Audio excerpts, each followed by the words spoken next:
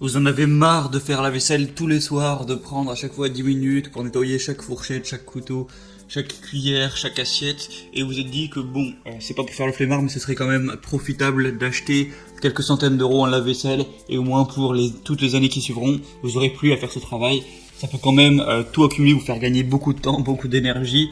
Donc pourquoi pas, voilà, c'est un investissement qui peut être rentable. Hein. Si ça vous économise un quart d'heure de travail tous les jours pendant 3 ans, même si ça coûte 200, 400, 600 euros pour certains, ça peut être intéressant.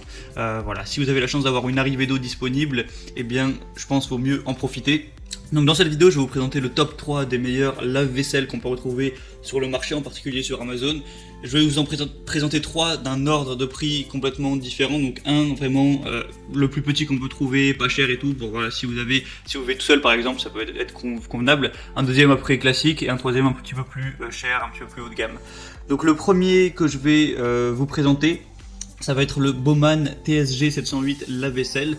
Donc vous l'aurez compris, celui-ci sera le plus petit. Voilà, je vous laisse voir sur les images. Voilà, vous n'allez pas mettre de quoi la vaisselle pour 8 personnes dedans. Voilà, c'est vraiment petit. Pour une personne ou deux, 3 maximum, ça devrait suffire. Donc on a une classe énergétique A+, 174 kWh par an. Au niveau des indicateurs de contrôle, on est en MGD LED, donc ça peut-être que vous comprenez pas, c'est pas le plus important. Il y a 5 programmes, donc voilà, qui vont convenir en fonction de s'il y a beaucoup de vaisselle ou non, s'il faut y aller mollo ou pas.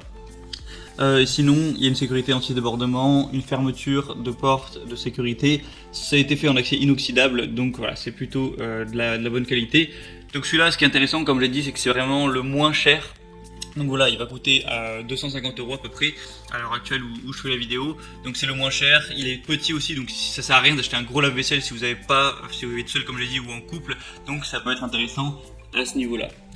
Le deuxième que je vais vous présenter, c'est le lave-vaisselle Bosch SMS 25 AW00F.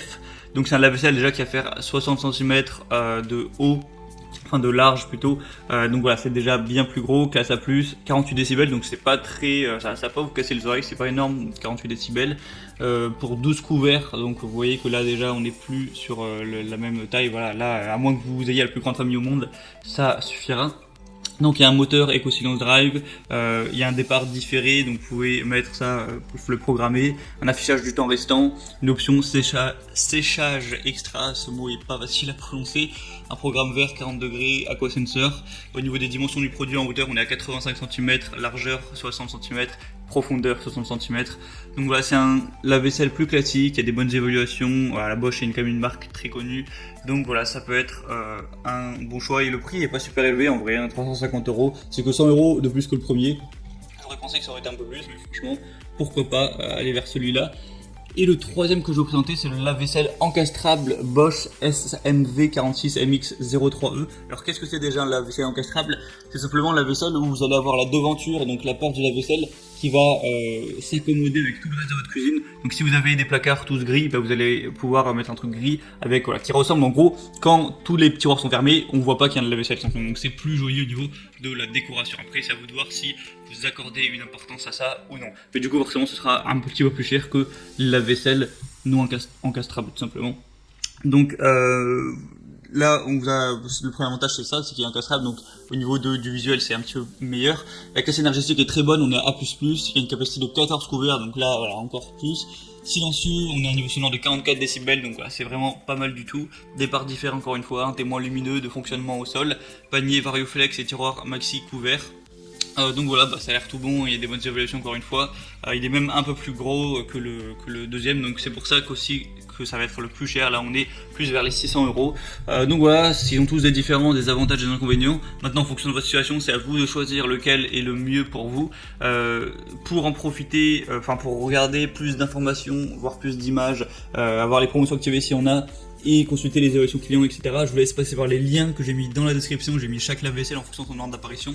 Donc vous cliquez sur les liens, vous pourrez voilà, consulter ça et prendre celui qui vous convient le mieux, le commander, ça arrivera en quelques jours chez vous et vous pourrez installer ça et ne plus avoir faire la vaisselle et vous vous sentirez sûrement libéré.